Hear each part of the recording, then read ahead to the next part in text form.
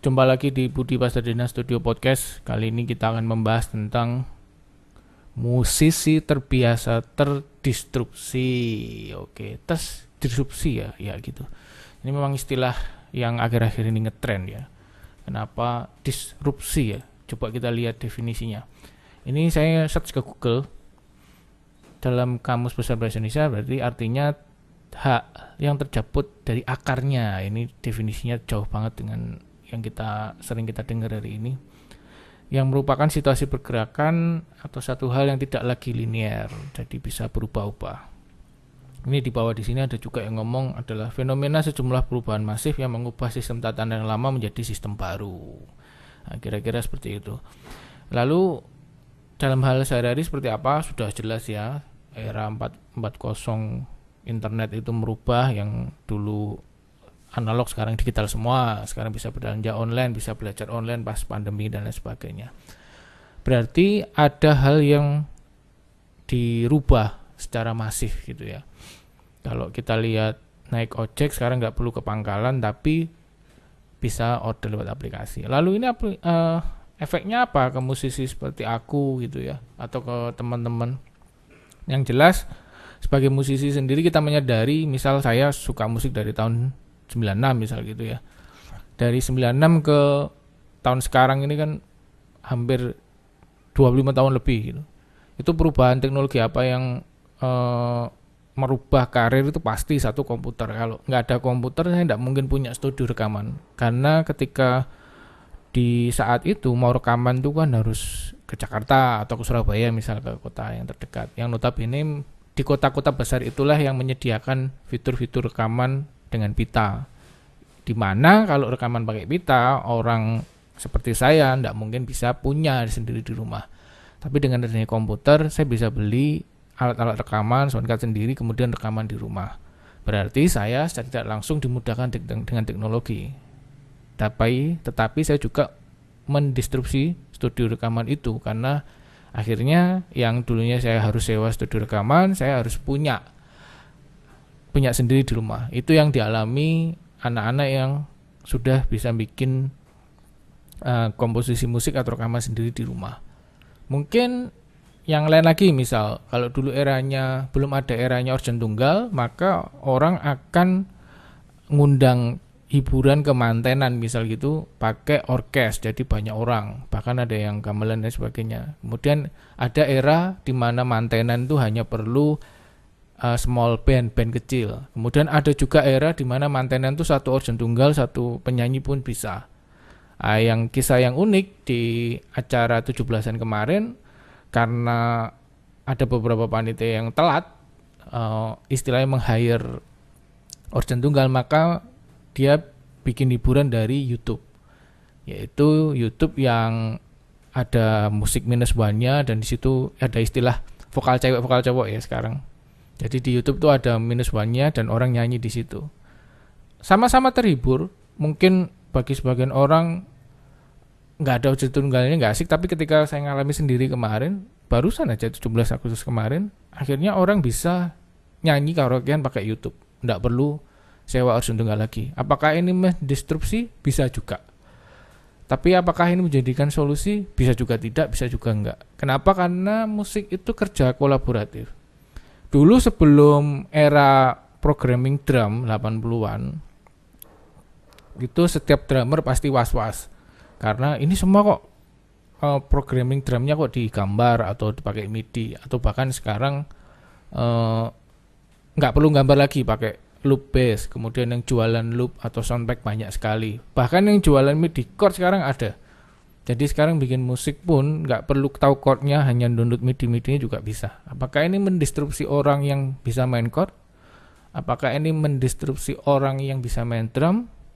Sampai sekarang kelas drum di sekolah musik masih ramai. Kemudian orang main drum juga masih banyak. Kemudian musisi yang rekamannya MIDI semua, itu ketika perform juga pakai drum asli. Jadi disrupsi di musik itu berbeda dengan di industri yang lain ya. Atau mungkin sekarang karena banyak tech company yang mulai pemodalannya mulai ketat, jadi tidak bisa bakar duit lagi. Akhirnya mereka harus cari strategi supaya tetap laba. Akhirnya menggait, misal perusahaan transportasi online menggait transportasi yang zaman dulu, misal perusahaan taksi mau kolaborasi dan sebagainya. Jadi disrupsi ini menurutku di musik itu selalu ada. Contoh yang sederhana seperti ini ya, misal kalau dulu kita sebut piano player, kalau performnya pakai piano elektrik, ya bisa dibilang itu pemain piano yang memainkan piano elektrik. Tapi apakah itu salah? Tidak masalah juga sih. Apakah setiap pianis harus punya grand piano di rumahnya gitu, atau piano akustik misal kayak gitu? Lalu ketika dia memainkan piano elektrik misal, itu nggak jadi pianis lagi. Nah, ini tergantung konteksnya. Perdebatan selalu ada ya, di seni itu selalu ada. Bahkan tidak hanya di seni musik. Misal kalau orang nggak dengerin kendang asli, itu berarti bukan musik dangdut misal. Kalau kendangnya dari organ tunggal kurang mantap dan sebagainya. Nah, itu akan selalu ada perdebatan seperti itu. Yang jadi catatan adalah di masyarakat umum apakah memperdebatkan seperti itu, atau hanya perdebatan itu terjadi di ranah-ranah akademis yang memang itu tempatnya untuk berdebat dan untuk beradu pikiran, memang seperti itu. Tapi kalau sudah di industri, yang penting adalah laku dan menguntungkan. Permasalahan caranya mau drum asli atau drum MIDI, kemudian bahkan tidak pakai alat musik sama sekali, misal laptop production seperti EDM itu. Bahkan vokal sekarang bisa di hard auto tune, diturunkan pitch-nya min 12 sampai suaranya kong. Denger lagu Madonna yang terakhir, itu kan suara Madonna di pitch down hampir min 12, suaranya jadi kayak monster. Jadi hal itu dulu dalam bahasa Jawa wagu atau tidak boleh atau haram untuk dilakukan, tapi sekarang itu sudah menjadi bagian gaya aransemen yang menggunakan komputer atau yang mendewakan autotune. Lalu apakah guru vokal akan marah dengan itu? Saya kira boleh mereka marah, tapi industrinya ada. Nah, apakah ini saling mendistrupsi? Orang yang tidak bisa nyanyi kemudian akan selamat dengan autotune dan sebagainya? Bisa selamat pada saat rekaman, tapi pada saat perform apakah dia bagus, atau kalau dia mentok hanya lip sync aja sambil joget-joget? Nah, ini yang jadi hal yang menarik di situ. Jadi musisi itu terbiasa disrupsi. Aku susah banget ngomong itu ya. Disrupsi ya gitu. Jadi musisi sudah terbiasa dari dulu. Yang mungkin kata-kata ini baru viral atau baru ngetren akhir-akhir ini karena ada beberapa industri yang misal kita lihat jualan di pasar jadi tidak laku karena online gitu. Tapi apakah orang jadi nggak mau ke pasar? Apakah orang semuanya jadi belanja online semua? Di awal-awal pasti seperti itu ya. Di awal-awal perubahan itu pasti akan orang ada banyak sekali berbondong-bondong bahwa ini adalah solusi yang paling baru, ini adalah solusi yang paling ngetren gitu loh. Tapi sekali lagi ketika lihat pemain kendang asli main aransemen dangdut, kemudian kendang tersebut digandingkan sampling di keyboard, dua-duanya sama-sama asik dan dua-duanya punya pasar tersendiri. Lalu apakah punah atau tidak? Setahu saya kalau punah atau tidak itu tergantung ada yang mau pakai atau enggak gitu. Beda dengan punahnya hewan ya. Misal kalau hewan itu kan di sebuah konservasi alam, misal kemudian dia punah, misal katakanlah macan apa terus punah gitu. Ya memang karena mungkin kadang ulah manusia atau memang alamnya menuntut seperti itu yang akhirnya dia punah. Tapi kalau kebudayaan itu menurut saya kepunahannya ya satu, kalau kebudayaan ini nggak dirawat ya punah pasti, karena itu kan hasil manusia. Kemudian kalau kebudayaan ini secara industri nggak laku atau nggak ada yang ngejob ya pasti punah, karena setiap kebudayaan itu perlu maintenance itu. Dan kemudian kebudayaan ini juga ada eranya masing-masing.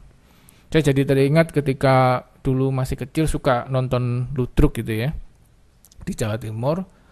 Ketika ada acara pesta yang besar gitu, ludruk itu sebuah hiburan yang mewah bagiku. Kemudian akhir-akhir ini digantikan dengan organ tunggal. Lalu ketika saya kangen ludruk, saya mau nonton kemana ini? Tinggal apakah ada komunitas yang masih main, kira-kira seperti itu. Jadi intinya musisi itu terbiasa kena disrupsi. Oke, sekian pesan podcast dari Budi Pasariana Studio. Ciu.